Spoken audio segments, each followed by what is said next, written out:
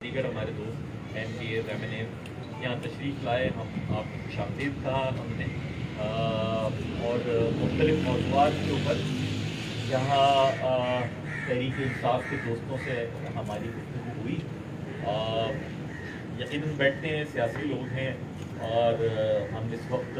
وفاق میں حکومتی اتحاد کا حصہ بھی ہیں، تو تمام کے تمام پہلو زیر بحث آتے ہیں، لیکن دو زیادہ اہم یا فوری نوعیت کی باتیں ہیں کہ جو ہمارے یہاں ہوئی ہے۔ میں اگر طور پہ اجازت دیں میں دونوں بیان کر دیتا ہوں، پھر آپ فرما لیجیے گا ان کے حوالے سے۔ پہلی بات تو یہ کہ تحریک انصاف کے دوست اس حوالے سے ہمارے دفتر آج تشریف لائے، انہوں نے عزت افزائی کی ہماری کہ صوبہ سندھ کی 3 صوبائی اسمبلی کی نشستوں پر ضمنی انتخاب ہونے جا رہا ہے جنوری کے مہینے میں، اور پھر فروری کی 18-19 تاریخ کو آخری انتخاب ہے۔ کیونکہ ہم دونوں ہی جماعتیں بہرحال یہ بات اسمبلی میں، اسمبلی سے باہر بھی یہ بات بہت فورسفلی کرتے رہے ہیں اور قائل ہو کر کرتے رہے ہیں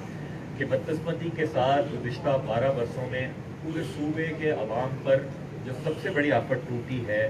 وہ ہے پاکستان پیپلز پارٹی کی نااہل اور بدعنوان حکومت۔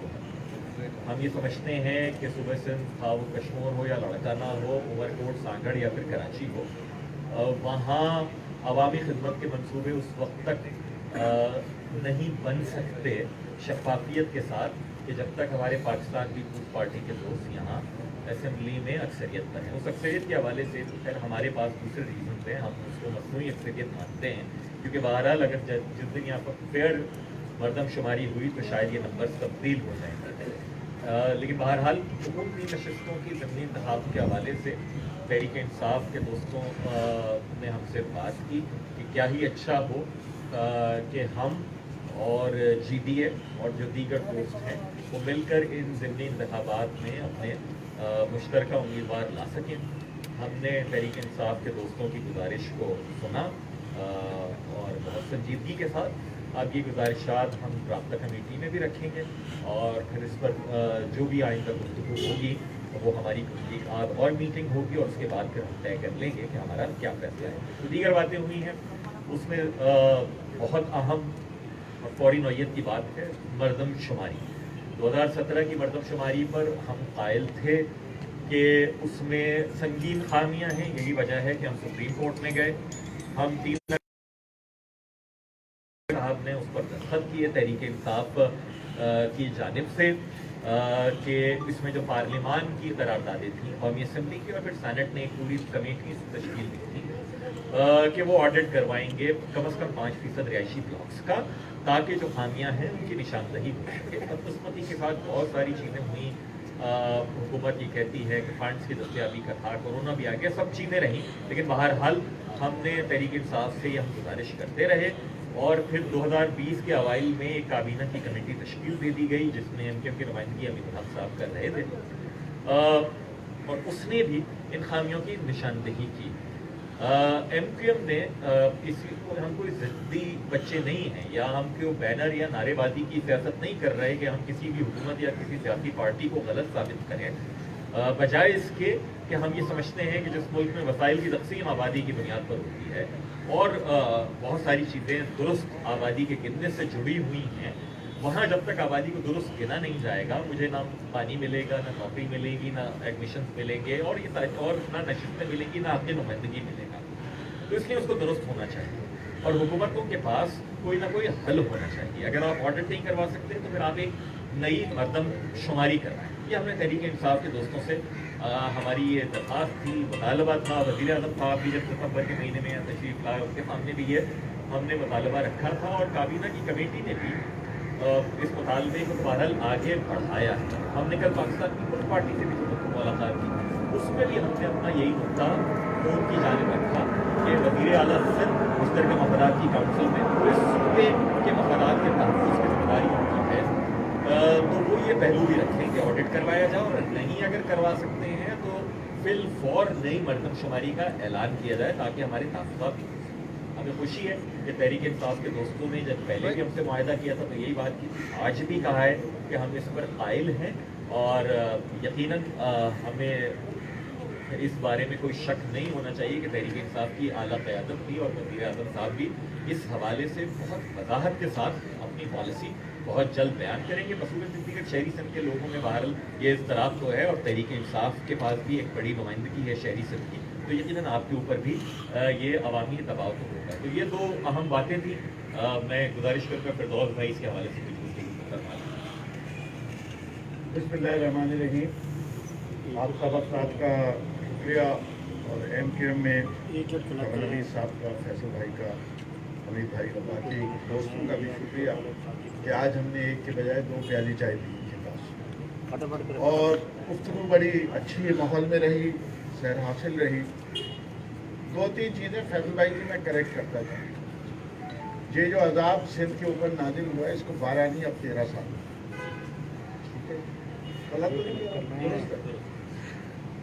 دوسری چیز یہ ہے کہ ہم دونوں جماعتیں پوری طور پہ اس بات سے متفق ہیں کہ سندھ کی سب سے بڑا دشمن، انہی نے کہا پاکستان پیپلز پارٹی، میں اس پہ بھی ان سے اختلاف رکھتا ہوں. پاکستان پیپلز پارٹی مر چکی ہے، اب صرف زرداری لیگ ہے. اس سے کہ اس پارٹی کا بھٹو اور بے نظیر کی پارٹی سے کوئی تعلق نہیں رہا. یہ صرف ان کا نام اور ان کی شہادتیں استعمال کرتی آ رہی ہے، سندھ کے عوام کو ایکسپلائٹ کر رہی ہے. تو یہ میرا آپ سے دوسرا اختلاف تھا. امید ہے آپ اس سے بھی میری ایگری کر لیں گے کہ جو کچھ کہا جاتا ہے، اور میں تو بار بار کہتا ہوں کہ وہ کہتے ہیں ایک زرداری سب پہ بھاری، اور میں کہتا ہوں ملک کی سب سے بڑی بیماری زرداری، اور زر کا پجاری زرداری. تو ہمیں ساری جماعتیں جو اس وقت جوائنٹ اپوزیشن میں سندھ اسمبلی میں بیٹھی، ہم نے فلور آف دا ہاؤس پہ بھی، جیسے فیصل بھائی نے کہا، باہر بھی ہم اس بات پہ متفق ہیں. اور میں سمجھتا ہوں آج جو بات ہم نے آ کے یہاں رکھی ہے کہ ہم تینوں جماعتیں انشاءاللہ عنقریب مل کر ایسے طریقہ کار سے نکالیں گے جس سے صوبہ سندھ میں بھلائی ہے. جہاں تک سینسس کا تعلق ہے، میرا پوائنٹ آف ویو، میں نے بڑے کھل کے پریس کانفرنس میں پرسوں یا 2 یا 3 دن پہلے انصاف ہاؤس میں کہا، جس میں ہم بہت کلیئر ہیں کہ جو کمیٹی تھی اس کی سفارشات کے اندر جو بات کہی گئی ہے وہ یہ ہے کہ اب ممکن نہیں ہے کہ 2017 کے سینسس کو ریویو کر کے کسی نتیجے پہ پہنچا جا سکے اور اس کو کریکٹ کیا جا سکے 4 سال بعد. اور یہ بات اپنی جگہ حقیقت ہے کہ یہ سینسس میں ٹرانسپیرنسی اس حد تک موجود نہیں تھی جس سے شہری اور خاص طور پہ اربن ایریاز، شہری علاقوں کے لوگ سیٹسفائیڈ ہو کہ تمام لوگوں کی گنتی صحیح طریقے سے، جس کی وجہ سے بالخصوص سندھ کے اندر جہاں ہم دونوں جماعتوں نے سینسس سے پہلے ایک اسٹینس لیا تھا جو اس وقت قبول نہیں ہوا تھا. اس سے کہ 98 کے سینسس میں بھی یہ ہوتا تھا کہ پہلے شہری علاقوں کا سینسس ہوتا تھا اور اس کے بعد دیہی علاقوں کا ہوتا تھا اور مینیپولیشن. ہم نے 2 چیزیں رکھی تھی اس وقت کہ دونوں ایک ساتھ ہوں، یا پہلے دیہی علاقوں کا سینسس ہو جائے اور اس کے بعد شہری. آج پھر ہم جس بات کرنا چاہتے ہیں سینسس کے حوالے سے کہ دنیا بھر میں